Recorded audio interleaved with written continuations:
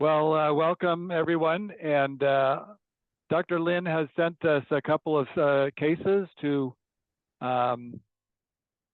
review together and talk about the differential and the approach. So we'll start with this one, which is a kidney tumor from one of her patients. Dr. Lin, do you want to talk about the history? I don't have more information about. Okay, but it's an adult patient, not a child, so that's at least helpful. And as you can see, it's got a lot of very bizarre pleomorphic cells here, and some multinucleate cells, as you can see here. A very high degree of pleomorphism and some background inflammatory cell changes, a lot of tumor infiltration with probably lymphocytes. I can't tell much more than that. I think we had another slide of this case also here, which shows a little bit more nested pattern. Very eosinophilic cytoplasm and rich vascular background, and some maybe some entrapped benign tubules. Here you can see a few more benign looking tubules in the background as well.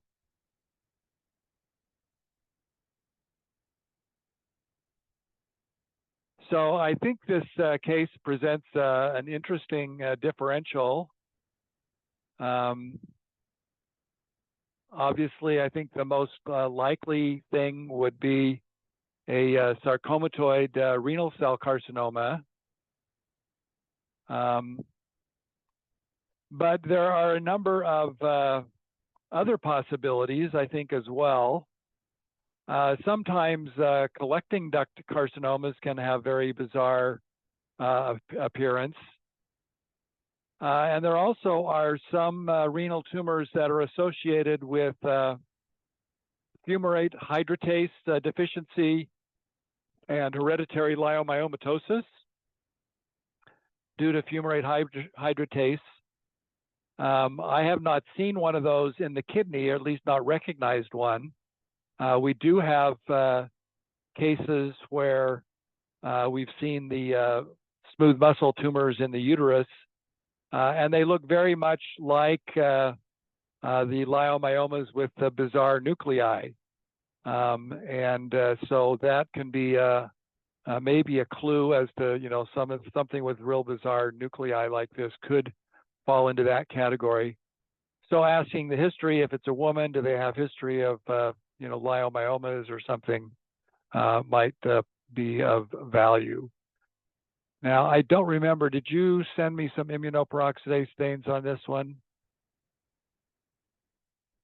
I think we just have some of your fixed images. Here's another digital slide. Again, with this sort of appearance.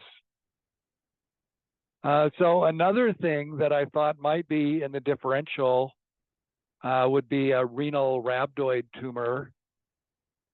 If you were to surmise that these might be sort of rhabdoid cells.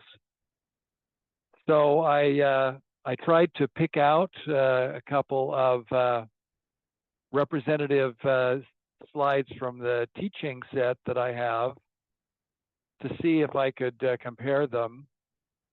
And here is a renal rhabdoid tumor. As you can see, it's got a somewhat sarcomatoid, poorly differentiated appearance. And then you can see these very atypical nuclei with the very darkly eosinophilic cytoplasm to compare with that. But I think this looks quite a bit different than the case that you sent us, Dr. Lin, for study. So I think most likely a sarcomatoid renal cell carcinoma is the best diagnosis. To see if my friend had any other ideas. She also mentioned, I ran this by one of our colleagues, and she mentioned collecting duct carcinoma with rhabdoid-like features, but I could only find this case of collecting duct carcinoma in our files, and it doesn't look very much like the case that you've sent. It does have some inflammation and some sort of sclerotic stroma, as well as islands of solid tumor with reasonably high-grade morphology, but I don't see the bizarre cells, the multinucleation, or the very large giant cells. We do have, with this case, obviously quite a bit of sclerosis, so I'm not sure if this was a treated case or not. It might have been subjected to some treatment prior to resection, and that may have given you this sort of fibrotic response to treatment kind of area here. So in sum, I think that's where this fits best, is in the category of sarcomatoid renal cell carcinoma with abundant nuclear pleomorphism and sarcomatoid morphology.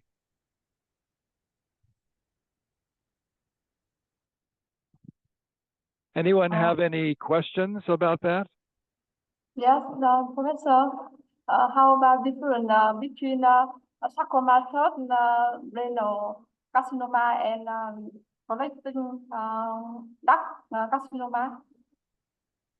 Yeah, so I think some of the immunohistochemistry would be different for those two. I don't have that difference right in front of me. I'd have to look that up.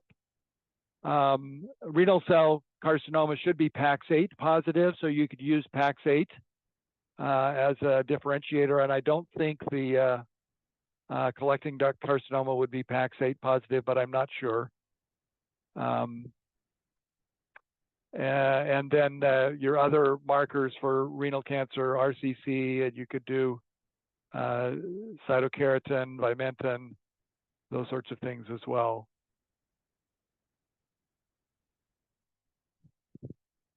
Let's see, do we have, oh, here's, this is, you did one marker here. This is, which marker is this, Dr. Lin? It wasn't labeled on the slide. Only CK7 positive. CK7? Which that look like granular hormone. Yeah. Okay. So that was a nice example of CK7 positivity. And PAX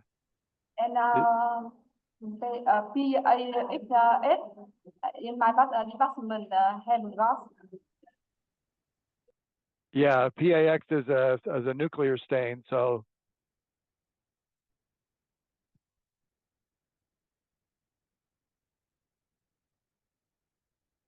and frankly, we don't use PAX or PAX8 very much in renal tumors. It's mostly in the gynecologic tract that we run into that need.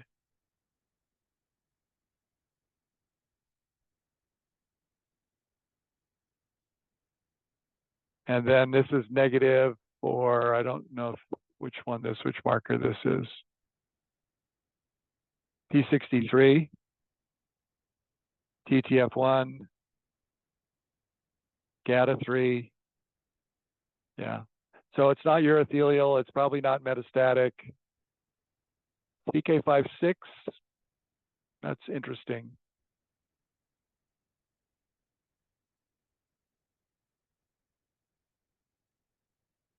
So an interesting set of findings in that case, sort of an unusual array of immunohistochemical findings and an interesting differential to consider.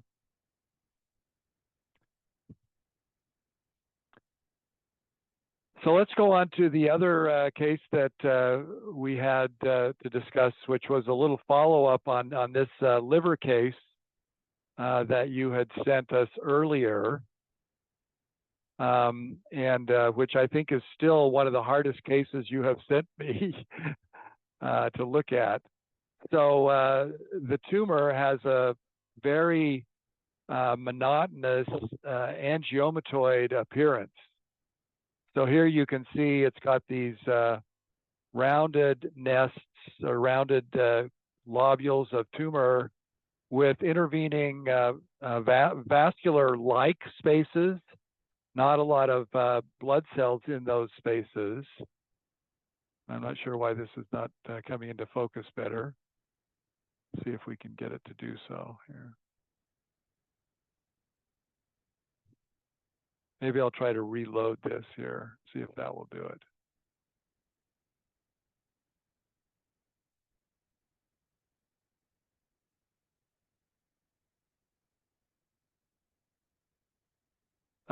Fairly sharp margin with the surrounding liver. Yeah, that's working a little better.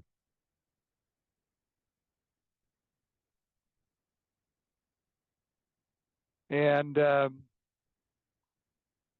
yeah, just these little sort of spindly tumors in sort of whorls and nests with a little bit of budding into these ectatic spaces. And really quite low-grade cytology. I think we've got some higher magnification views of this, which show this, that they're fairly uniform and vaguely spindle-shaped cells with sort of a projectile or projected appearance like this. And the immunohistochemistry, whoops, was not particularly helpful with this. Basically, it was negative for everything. We did have a little bit of CD34 lining these vascular-like spaces.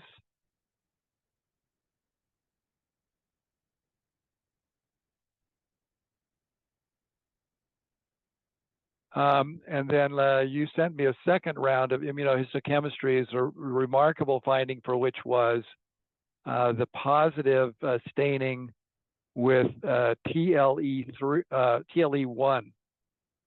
So that's not a marker that I use very much, but it was negative for STAT6. We thought we're questioning whether it could be a solitary fibrous tumor, but pretty uniform staining with TLE1. So one thought, of course, is that this is fairly monomorphous, and most likely a monomorphous tumor like this with sort of a sarcomatoid appearance is probably going to have a fusion gene type of driver mutation that is at the cause of it. So whether that's a fusion partner with TLE1 or some other marker, I don't know. The only other neoplasm that I could detect that was anywhere remotely related to TLE1 expression, and here I'll show you the immunoquery panel. If we look at TLE1, here's the list of neoplasms that show strong expression.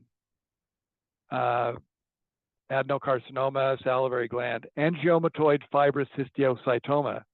So that was certainly had some things making it sound like it might be related to this. However, the histology for angiomatoid fibrous histiocytoma, not particularly good comparison with this particular case. Fibroxanthoma, possibly. A monophasic synovial sarcoma, that's a possibility, I suppose. And so that might be worth looking to see if if this had a SYS18 fusion gene with TLE1 or something of that sort. I don't recall, did we do CD99 or any other marker that might be positive with synovial sarcoma, Dr. Lin? CD99 negative. Yeah, it was negative, yeah.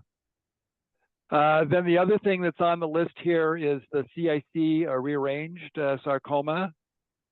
Again, that's quite rare, and you sort of have to have a fusion gene detection ability to demonstrate that. So we can, let me just see if I can pull up real quickly an example of an angiomatoid fibrous histiocytoma.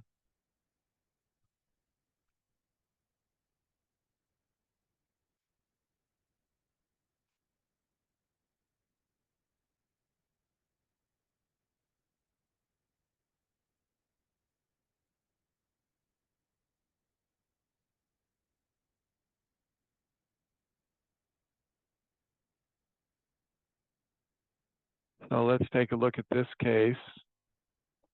For one thing, these are usually cutaneous tumors. So here's the skin surface. And you see the morphology is quite different. We don't have that, nested budding. We do have a low-grade sort of spindeloid pattern. So that piece fits, but the pseudoangiomatous piece doesn't particularly mesh very well with this neoplasm. So I guess we're kind of left thinking that this could be a low-grade sarcoma, maybe synovial sarcoma, or maybe some other sarcoma that has a TLE1 fusion partner associated with it.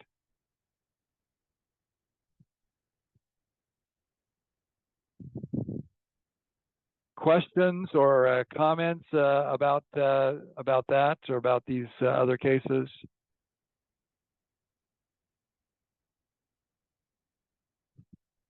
I think maybe something to just be aware of here is just my approach to how to cope with something like this is to, I mean, I'm a very visual person, so I like to be able to see, what other things or what comparable things might look like in the differential diagnosis. And so, we could come back here to these others and maybe look at another example.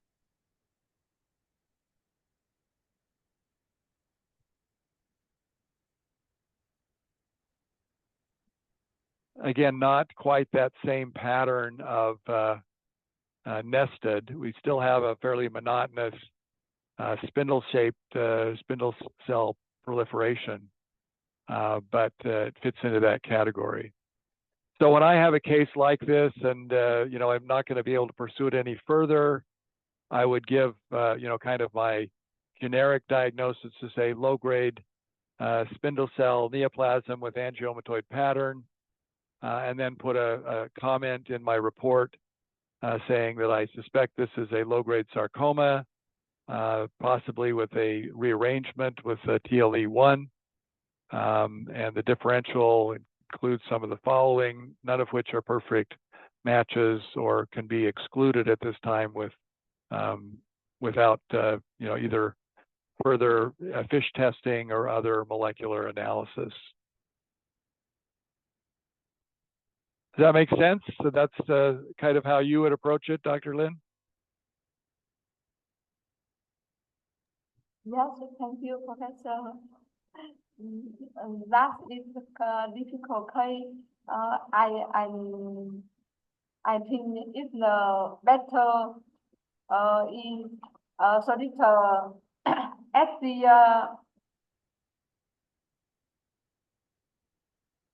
Yeah, I agree. I agree. And in this situation, they've excised the lesion completely. it's kind of what do we do next? I'm sure, sort of a question. But whether they would opt to give further treatment or wait for it to recur before giving treatment, I think is kind of the decision because it's low grade and they've got good margins. So it may be that the patient will do well, or if they recur, then they can, consider other treatment options. Yes, Professor. This case after 3 months surgery, the patient is because the tumor in the liver. Okay. So it's telling us that it's not a benign tumor.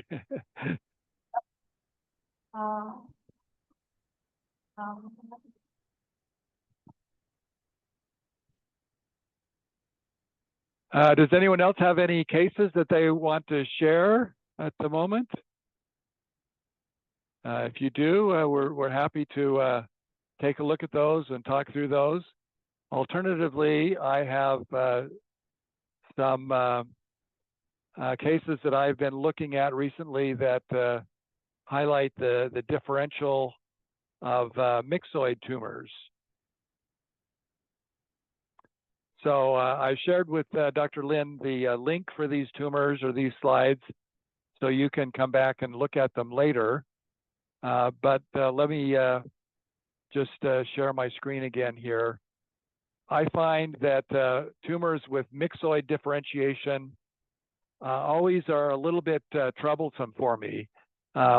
So I've put together a little teaching file and the video on that, which will come out next week. But I thought we'd talk through some of the ones that are maybe the more malignant ones, or some of the ones that cause us concern as to potential for spread, metastasis. So this is, as you can see here, a nodule in the skin. This is skin from an extremity. And here's the lesion, which, as you can see, is sort of sitting right down here on the fascia and has a nodular appearance. It also, you can see there's a lot of open space, and that's the myxoid component to it. And in addition, as we come to higher magnification, we can see kind of like that renal tumor, we've got quite a degree of pleomorphism. We've got some bizarre cells here with macronucleoli, maybe a few bubbly-like cells. We might wonder about, a pleomorphic liposarcoma or something of that sort. But we also have a lot of inflammatory cells in this lesion. So here's the atypia and all of this background myxoid tissue with the inflammatory changes. So the things I've described are kind of the clue to the diagnosis and the name that this lesion has. A few years ago when I was in training, everything was a malignant fibrous histiocytoma.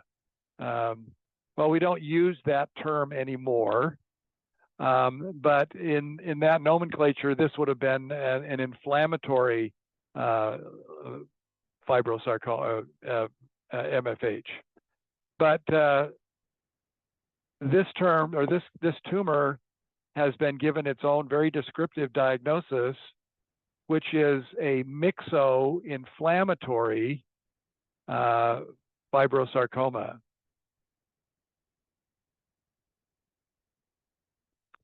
And so we've given you all the clues for the diagnosis: the myxoid stroma, the high-grade tumor, and the inflammatory component. That's a mixture of inflammatory cells. Here we can see some EOs and maybe even a poly or two, in addition to the lymphoid component that we've seen elsewhere. So it's a high-grade neoplasm.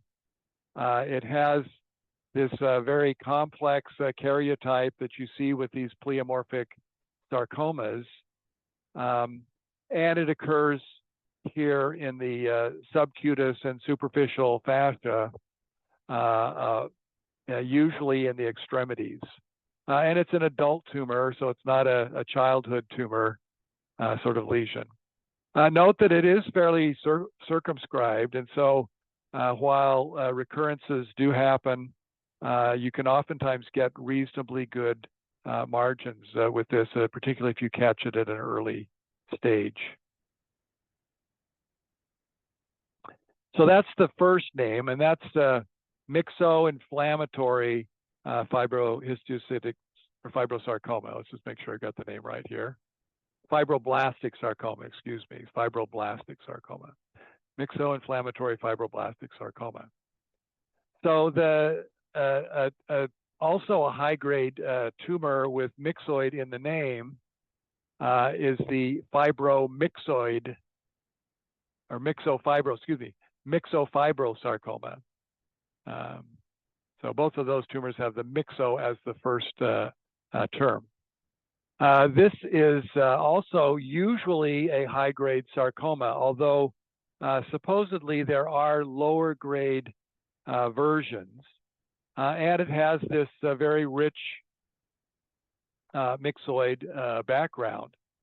A few inflammatory cells here, but this lesion tends to be deeper and rather than superficial.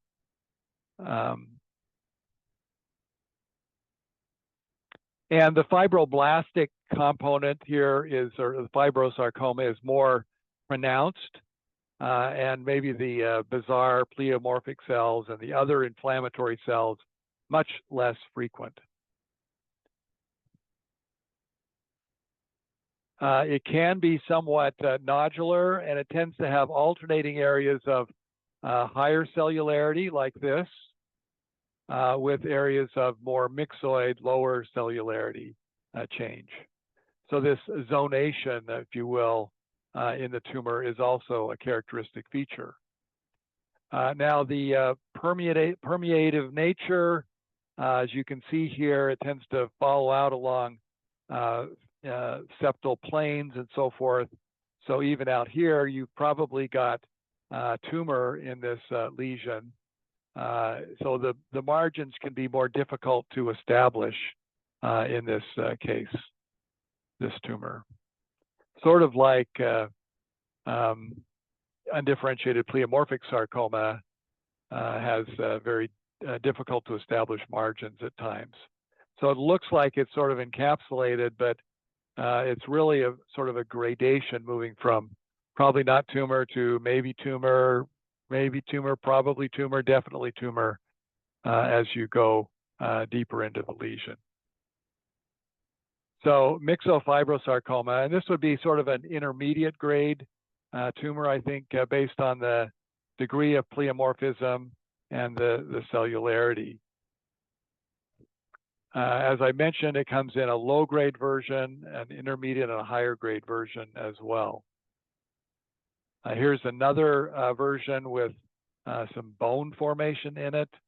I'm not sure about that, whether I would call this an ossifying fibromyxoid tumor or something like that, or a metaplastic bone formation in this tumor. But that's how it was saved into the teaching set. You can see it's got high-grade features, and how it made it into the fibromyxoid sarcoma, I'm not quite sure, because it doesn't have a very myxoid appearance. And then the other lesion that falls into this confusion sometimes, just because the names are very similar, is the low-grade fibromyxoid sarcoma. Now, again, this has a different distribution and age localization. So there should be some separation on that basis. This tends to be in younger patients and has the potential for very, very late recurrences or spread, whereas the other tends to be somewhat more adult patients and so forth. This tends to be trunk, whereas the other tends to be extremities and so forth. But obviously, those are just kind of relative frequencies. This, however, is always uniformly low grade. In fact, as you see here, it's quite deceptively low grade. Very, very uniform cells. And the other feature that's often highlighted in these tumors are these arcading or branching curvilinear vessels, which stand out very strikingly in this particular example. You can see lots of these small vessels, in addition to some larger vessels, and they're just sort of highlighted because the stroma seems to condense around them to some degree. Now, as I mentioned before, we oftentimes associate these low-grade lesions with fusion genes, but we haven't been able to identify that yet for this particular sarcoma. What is useful, however, is that this will stain positively with MUC4 or MUC4, which is a variant of EMA. So sometimes if you've got EMA, your antibody may react and positively highlight the stromal component in this neoplasm.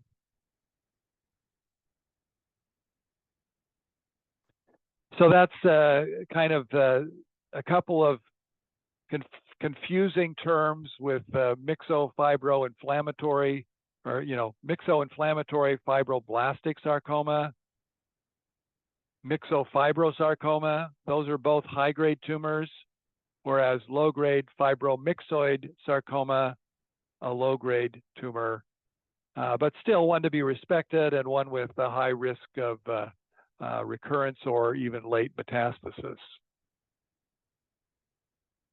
I think I may have another example of this case, of this entity here. Yeah, so this one has more of the myxoid tissue, and the staining is here is a little bit different. So it's quite distinct to appreciate it. But I think you can see there's a vascular component with vessels, not quite the same accentuation we had in the other case, but varying zones of very myxoid tissue and really very low-grade, minimal atypia kind of morphologic appearance, fairly uniform cells with a fibrous background appearance.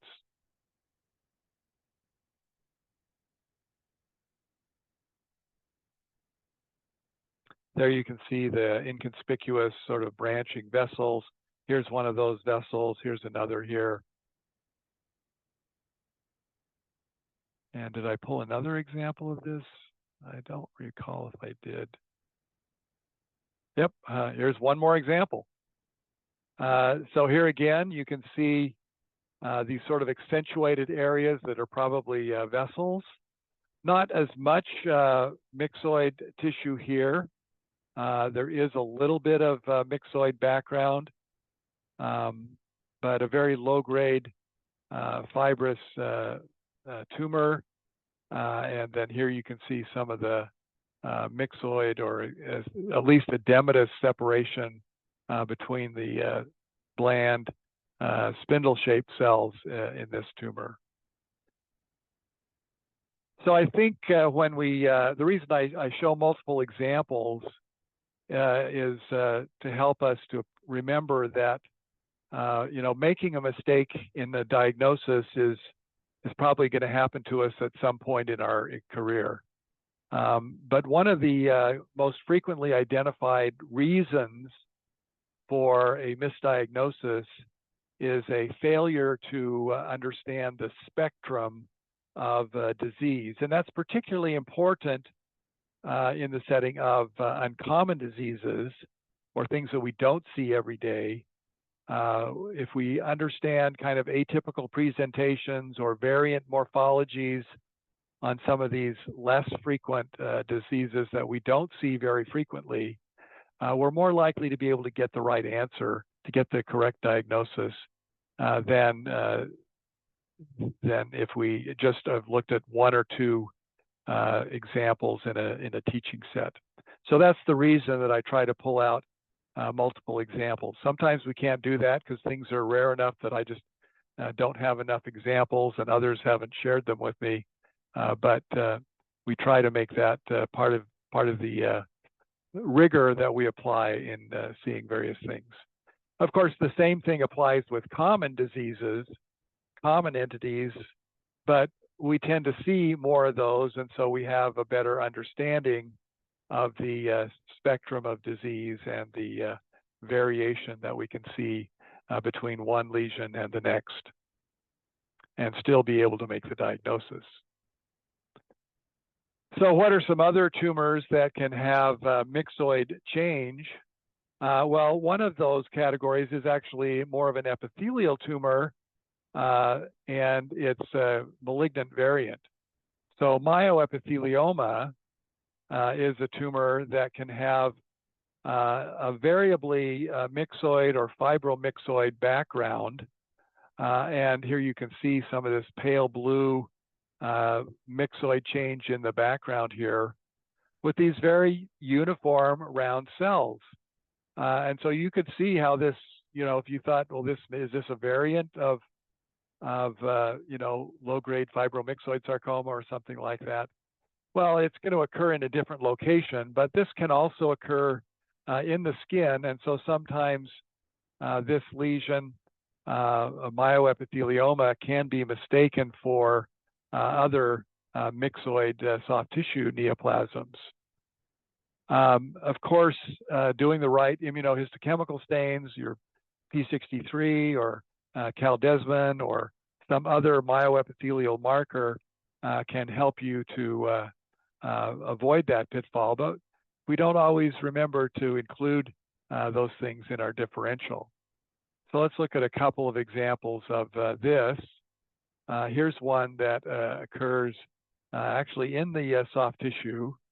And as you can see, it has a more nested epithelioid appearance in some areas, but it's also still quite myxoid in the background. A lot of open space here, and some chaining between cells, connectivity between some of these cells. And it might make us think of myxoid liposarcoma, which can sometimes have connectedness, or maybe even an extraskeletal myxoid chondrosarcoma could have an appearance somewhat akin to this as well. So myoepithelioma is a benign variant, but there is a malignant counterpart that can either grow out of a benign lesion or occur de novo. I think I have some examples of the malignant ones. So let's look at one more. And this one, obviously, in the more common locations near the salivary glands on the oral mucosa. And here again, you can see and appreciate a very myxoid background with chains of cells with somewhat rhabdoid appearance, a lot of eosinophilic cytoplasm, and somewhat eccentric nucleus. So I don't think you'd mistake this lesion for a soft tissue sarcoma necessarily, but it is within the differential of tumors that have myxoid stroma.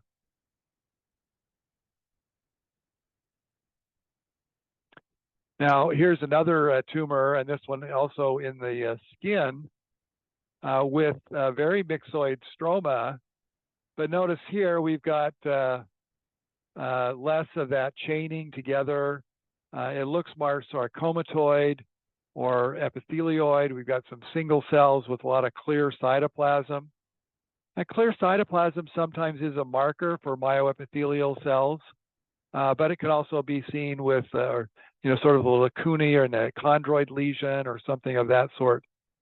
So doing the full workup on this case did reveal that, in fact, this was a myoepithelial lesion, but because of the atypia and the very sort of infiltrative pattern. This was diagnosed as a myoepithelial carcinoma with those features portending potentially more aggressive behavior.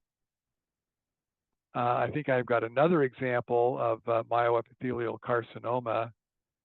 Here, a little deeper tissue, and you can see a bit of lobulation, some zonation, a lot of myxoid change here, as you can see, and a more resembling that myoepithelioma that we looked at earlier, but this one having areas that look like necrosis, as you can see here, with some inflammatory cells coming in.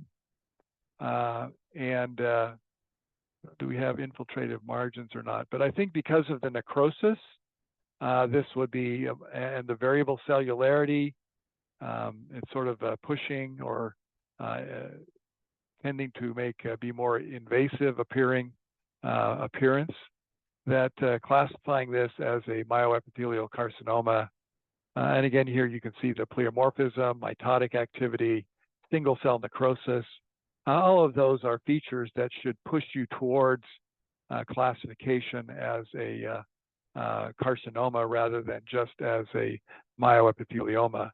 Even though you do have some areas that look quite classically as our earlier myoepithelioma, but you got a mitotic figure, you've got necrosis nearby. So myoepithelial carcinoma is the better classification for this entity, this disorder. Well, let's see. I think I've got one other myxoid tumor here to just touch on. And this is an extraskeletal myxoid chondrosarcoma. And here you can see we have this very blue chondroid type of matrix with some cells that seem to have some connectivity, kind of a little bit like our myoepithelioma with myxoid change. There's some chaining or connectivity of these cells. And as we indicated, that sometimes myxoid liposarcoma can have this appearance as well. Now, interestingly, these cells do not always stain as chondrocytes. And so if you're trying to use immunohistochemistry and you put an S100 on these cells, they may not light up as chondrocytes. But this does have a characteristic fusion gene. And again, I always have to look these up, so please forgive me, but the references for those sorts of things are available if you know where to look. And so if you can recognize that extraskeletal myxoid chondrosarcoma is going to be in the differential with this sort of clustering and myxoid chondro-like background, then you'll be able to see, okay, which molecular test do I need to order, and so forth. So I'm a big fan of not committing to memory all those alphabet soup mutations and numbers and so forth, but recognizing what the differential may be, and then selecting the appropriate molecular testing or FISH testing or cytogenetics if need be in that circumstance. So I don't think this looks particularly like any of those, myxofibrosarcoma or those sorts of lesions. I don't think you would think of those in the differential for this lesion. This is a fairly low-grade tumor, but very abundant myxoid like ground substance with fairly bland cells here. So you might think about other things like, just benign myxomas and so forth. This doesn't have much in the way of any sort of vasculature, just very rare things in between in the septi sort of things, these things, rather than out in the myxoid areas.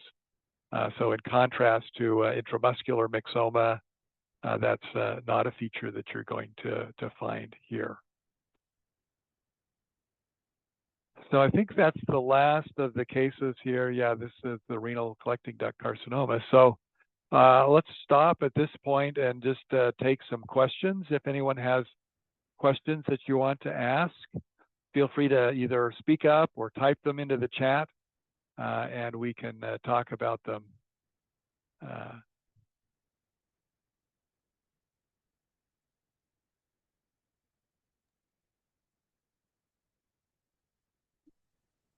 Professor, I have a colleague, Dr. Hiệp. He study about stomach carcinoma, and he want to ask you some questions about that. Okay. Okay.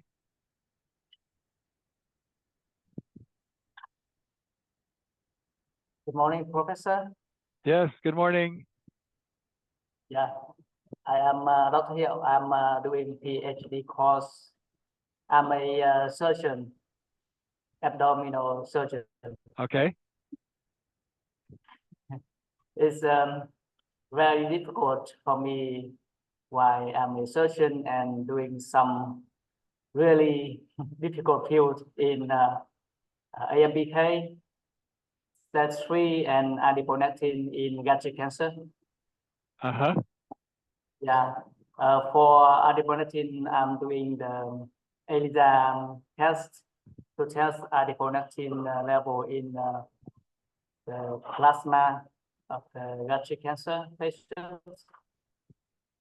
For AMPK and stage 3, I'm doing IHC immunohistochemistry.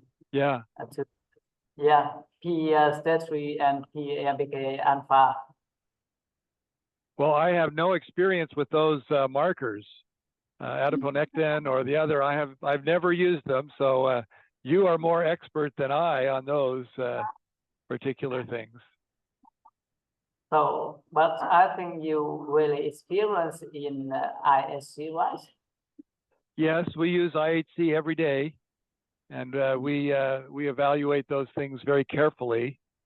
And I occasionally review articles for the literature that have used IHC for new novel markers and so forth.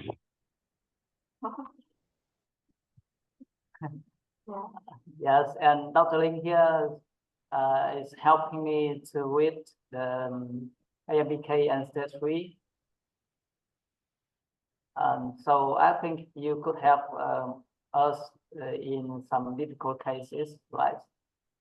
Always happy to help. You know, I look forward to seeing the progress in science in Vietnam, and so I'm always very encouraging of your developing and exploring your cases, your population, because it needs to be brought more to light how to treat them better, not just rely on other countries' research.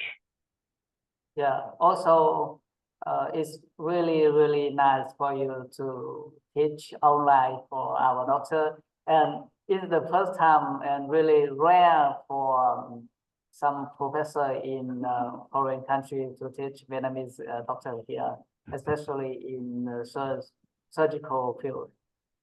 Well, I believe that our experience with the pandemic taught us that we can do a lot of things through this kind of connection that we didn't know we could do before.